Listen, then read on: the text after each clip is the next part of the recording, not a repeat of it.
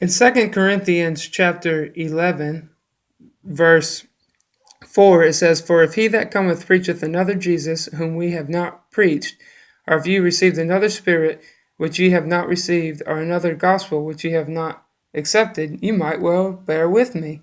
And if you actually look up some of the things that people say about this verse, it actually is supposed to say me, like Complete Biblical Library, for example. Paul is saying, "Bear with me." And it makes sense as he goes on to say, "For I suppose I was not a whit behind the very chiefest apostles." So there is another Jesus that people preach, and there is another spirit, and there is another gospel. So down here, why is that? Because it says, "For such are false apostles, deceitful workers, transforming themselves into apostles of Christ." They want to look like apostles of Christ. It says, "And no marvel, for Satan himself is transformed into an angel of light. Therefore it is no great thing if his ministers also be transformed as the ministers of righteousness, whose end shall be according to their works." So right here in these three verses, 2 Corinthians chapter 11, verse 13 through 15, he's saying they try to look like Christ. Satan transforms into an angel of light, and the ministers try to look righteous. So I wanted to read that verse to you because I'm going to be talking to y'all about Serapis, and I'm going to be reading to y'all from Light from the Ancient East by Adolf Deisman and The Harvest of Hellenism by F.E. Peters. And so I'm going to be linking to y'all Satan, serpent, devil, dragon, and showing you how those are the same. And I wanted to start here because sometimes that can seem a little confusing if you don't have the right idea about Satan always tries to look like Christ. So that's a very important thing to understand in your walk. Now we're reading from The Harvest of Hellenism by F.E. Peters concerning Serapis, and this is going to be more extensive, and he's going to show you how the mark of the beast relates here. He's not going to say that, but I'll explain it a little more. So, Ptolemy of Egypt was constrained to be both Hellenic king and Egyptian pharaoh, and the religious product of this political dualism was the cult of Serapis, Greek in its language and art, Egyptian in its myth and its liturgy.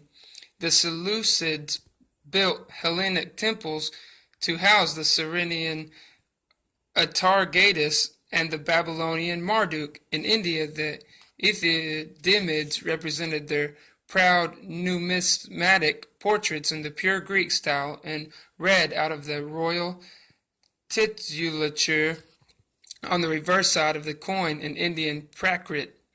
The native tradition accepted the embrace from the other direction. Baal Shaman became Zeus, and Dushari Dionysius Eshaka proclaimed his Buddhist piety in Greek. The Arab Shakia of Petra, the Parthian Shan of Iran, and the Jewish high priest in Jerusalem all officially and publicly proclaimed themselves Philhellenes.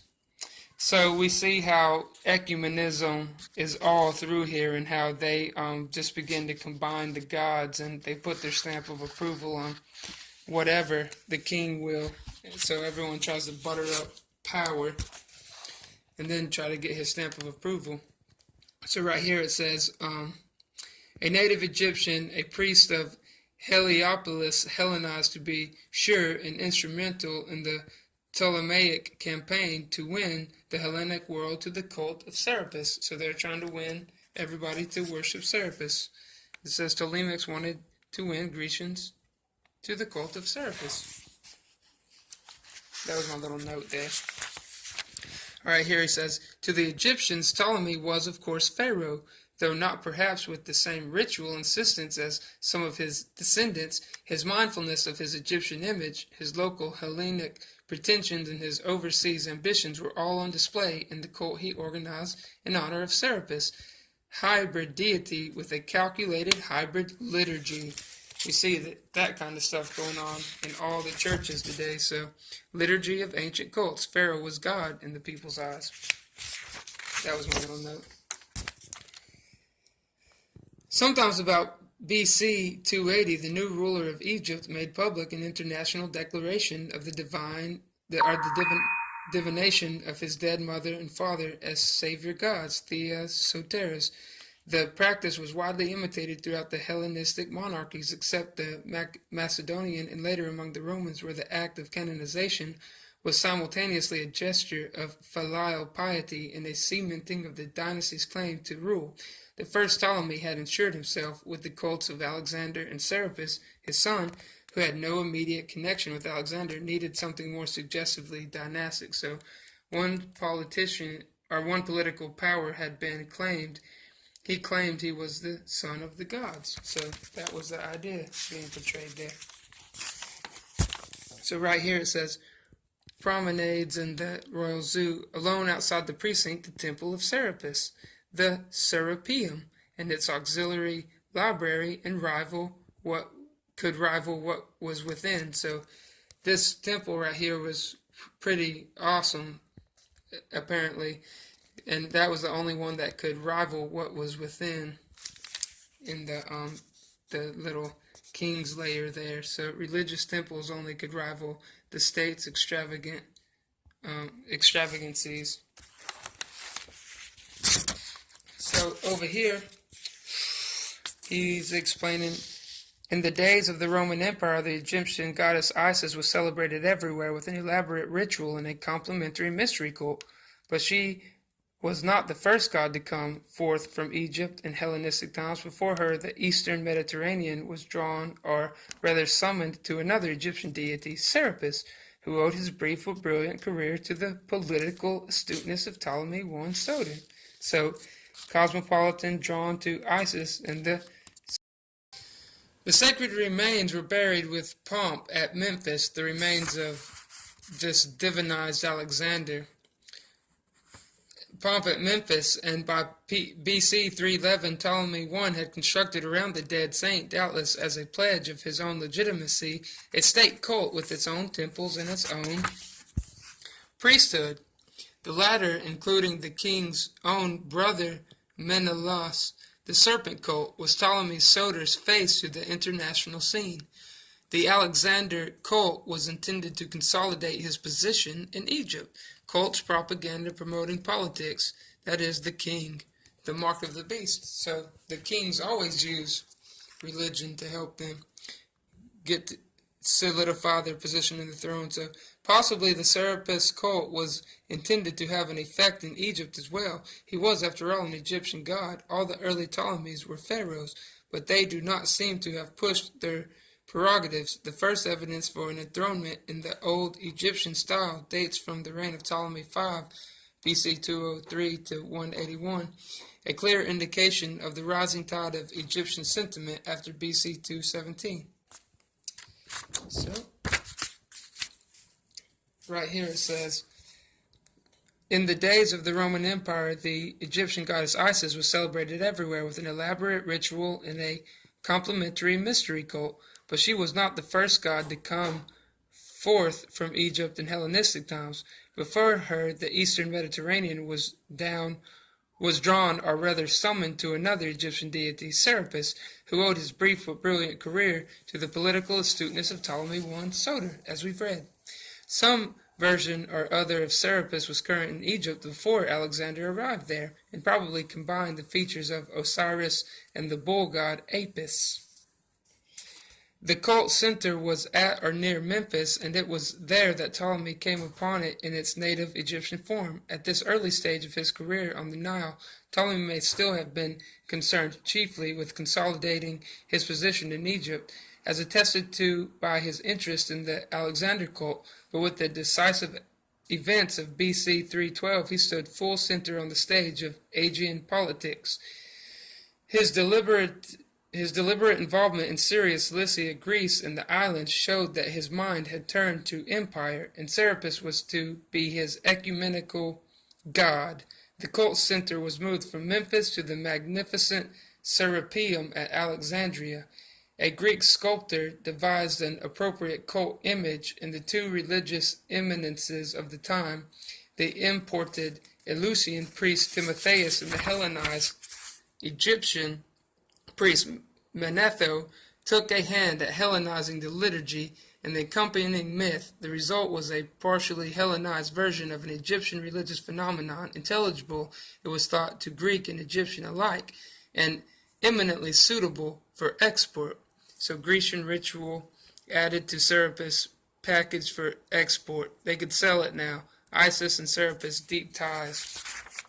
And over here I put Isis cult persuaded the Grecians. So Serapis did take up residence abroad in Sicily, Athens, and particularly with the Ptolemaic sphere of political influence. On the Aegean Islands and in the polis of the Anatolian coast, his personal reign proved ephemeral. The dream of empire dissipated as Ptolemaic power receded into Egypt, and the cult of Serapis suffered the congenital weakness of political religions. They expand and contract in proportion to the political power that supports them. It is likely that Serapis would eventually have retreated back into the tomb of Apis at Memphis had it not been for the connection with a far more potent figure in the same myth complex, his consort Isis. So religious political ties mention, Isis and Serapis, deep ties. So Isis and Serapis had deep ties.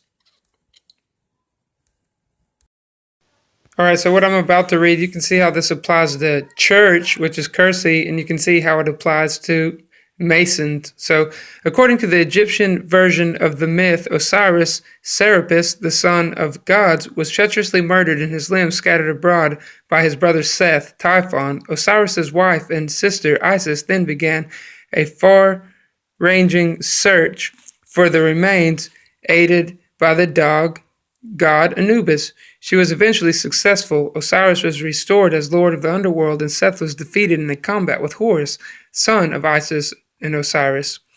From this mythic base grew the great mysteries of Isis, commemorating the climactic moments of her search and discovery, as in the parallel case of Demeter's search and discovery of her daughter Persephone. The entire dramatic complex of myth and cult was a token of rebirth for the initiate. And even though the theological center of the myth would seem to be Osiris, the focus of the cult and the primary object of religious veneration was, as it had been from the primitive beginnings, the female figure Isis, the queen of heaven, Sirius, the star. The Greek centers, particularly Corinth, continued to honor Isis and her consort well into late antiquity, but the clearest indications of the power of this Egyptian cult can be seen in Roman circles. The Ptolemaic connection with Sicily, and that just means Ptolemy. The Ptolemaic connection with Sicily introduced Serapis there in the 3rd century. From Sicily, the cult spread northward through the Hellenized cities in southern Italy, and by BC 150, Isis was a commanding religious figure at Pompeii. A theasos of her priests was instituted at Rome during the time of Sulla. Shortly thereafter, a pattern of Roman resistance began to develop. Not only were the mysteries offensive to Roman religious and moral susceptibilities, they were the cult of a hostile political power as well. On a number of occasions, the mysteries were legally prescribed and the temples of Isis torn down. In AD 19, under Tiberius, there was, in addition, a resounding scandal involving the Isaic priesthood, and wholesale deportations followed, so the Isis priesthood. This was the last serious difficulty. Egypt was by then a Roman province, and the political associations of the cult had consequently disappeared. From Claudius onward, Isis was supreme among the alien gods who had gained a foothold in the empire. Caligula, Domitian, and Caracalla gave her magnificent temples at the heart of Rome. There were 42 Serapeums, so for Serapis, at Alexandria alone, and each was celebrated the daily liturgy in honor of Isis. That's where church gets their liturgies from. It's pagan. Church is pagan. It's not the same as the Ekklesia, the called out assembly before Jesus Christ. Other gods might have occasional feast days in the Roman fasti, but Isis was honored every day in her temples.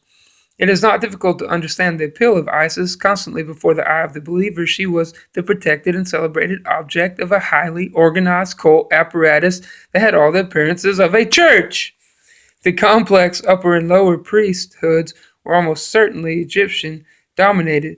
They involved an at least occasional reading of hieroglyphs, though there is some evidence that the Romans attempted to take control of such a powerful institution. So take control of the church, right? There was, too, an idealized code of behavior that had progressed far beyond what had earlier been simply ritual purity to a genuine moral innocence involving chastity and abstinence. Finally, Isis enjoyed an attractive ritual adorned by hymns, litanies, and an impressive pictorial decor. The public rituals in honor of Isis took place annually between October 26th and November 3rd. When the great myth of the seeking and the finding of Osiris was dramatized with moving splendor, there were as well lesser feasts like the sailing of Isis on March 5th. All the holy days were celebrated with public processions in which the images of the Egyptian gods were carried about the city. Far more secret were the initiation ceremonies proper. So, as I wrote up here, Masons, fortunately, they are described in some detail. The central core is, of course, suppressed. They don't know about the central core. In the Metamorphoses of the 2nd century Latin author Apuleius, whose hero Lucius is initiated into the Isaic mysteries, so Isis mysteries, and it has to do with Sirius the dog star. So I'm going to read this real quick. Isaic artistic piety is fully represented at Pompeii. A frequent motif was that of Isis and her infant son, Harpocrates, as Madonna and child, in postures providing clear antecedents to later Christian treatments of the same theme. The litanies, too, in which Isis proclaims her own all-embracing claims of veneration, or in which the adept recited her many titles, must have provided attractive suggestions for the later Marian liturgies. Marian. So, Mary, like the way they worship the Virgin Mary in Roman Catholic circles, even though she wasn't a virgin after she had Jesus, because Jesus had brothers and sisters. So it says the initiation began with a ritual washing, like the church, which we know the church isn't the same as the Ekklesia, a ritual washing and a protracted fast. Once this was completed, Lucius came to the Isium toward evening. He was given gifts, and the uninitiated withdrew. The ceremonies lasted through the night. I drew near the confines of death. I was carried through the elements and returned to earth again. I saw the sun shining brightly. I saw the gods above and below, face to face, and in the morning, clothed in ceremonial garb, with a torch in his hand and a crown upon his head, Lucius reemerged to celebrate the happy day of his rebirth. All right, so that's what I wanted to share with you from that page. And then over here, it talks more about, it says, Aristides' belief in Aesculapius was personal and immediate, supported by a number of visions and epiphanies of the god to whom he attributed all the skill and talent that he possessed. But this intimate relationship with one god did not inhibit his acceptance of the syncretism of the times. The half-Egyptian Serapis appeared to Aristides at the side of Aesculapius, and he composed hymns to Zeus, Dionysius, Athena, and others of the traditional Olympians. They were no longer, however, clearly distinguished individuals. The philosophically inspired henotheism had worked its effects on Aristides too. All the gods are one. So we see here the comparison between Serapis and Aesculapius. All right, over here we see that it talks about the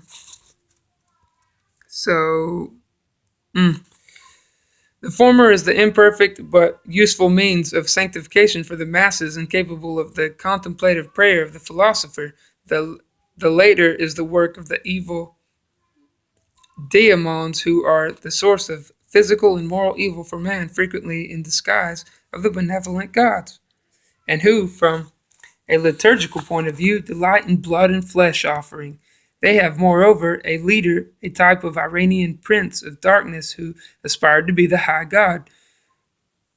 Though Periphery at one point identifies the chief of the evil daemons as Serapis, it is more likely the shadow of Ahriman at work, probably as seen through Jewish or Christian eyes, for whom Satan was already a standard piece of cosmic furniture. So this is like the Roman Catholic Mass that permeated all the Protestant reformers and the Reformation, because they never got rid of that blood and flesh ritual, which is a corruption of Jesus' words in John 6 when he says,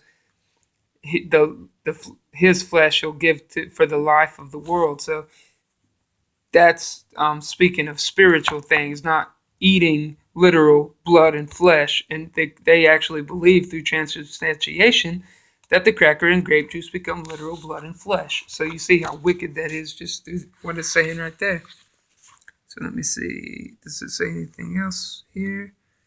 Okay, I don't see anything right here, but okay, so right here it says, Libanius protestations had little effect in the partisan atmosphere of the late 4th century. In AD 391, Theodosius enacted, perhaps under pressure from the militant Ambrose, the first general edict forbidding sacrifice and closing the temples throughout the empire.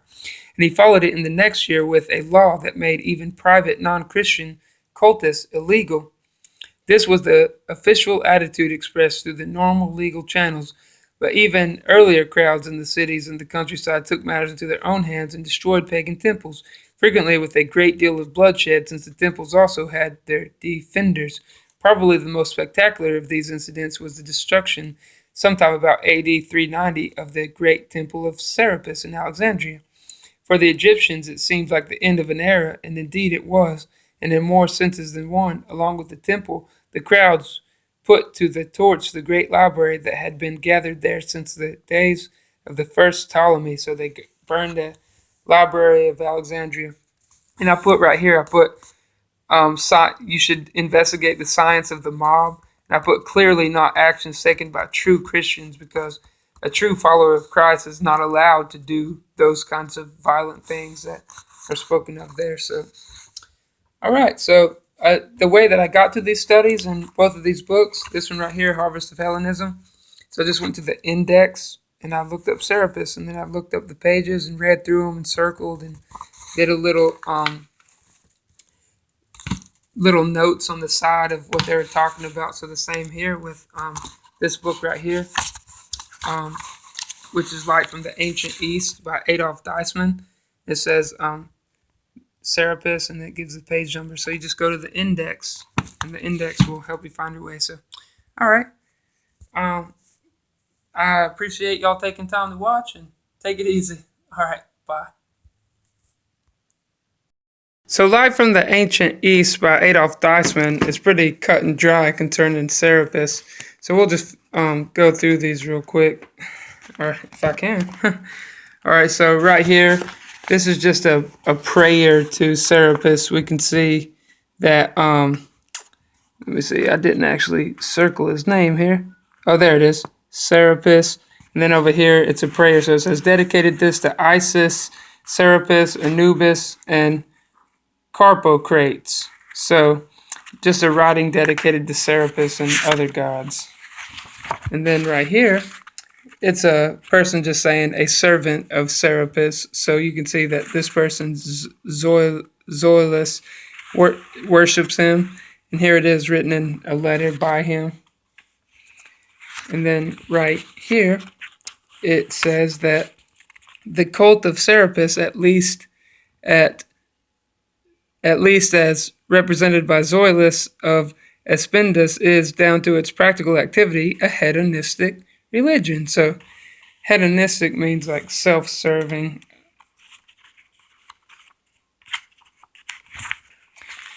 Right here, it says Serapis, Lord, so it says Curio, so that means Lord, so Lord Serapis. So you can see that someone is calling him Lord in worship.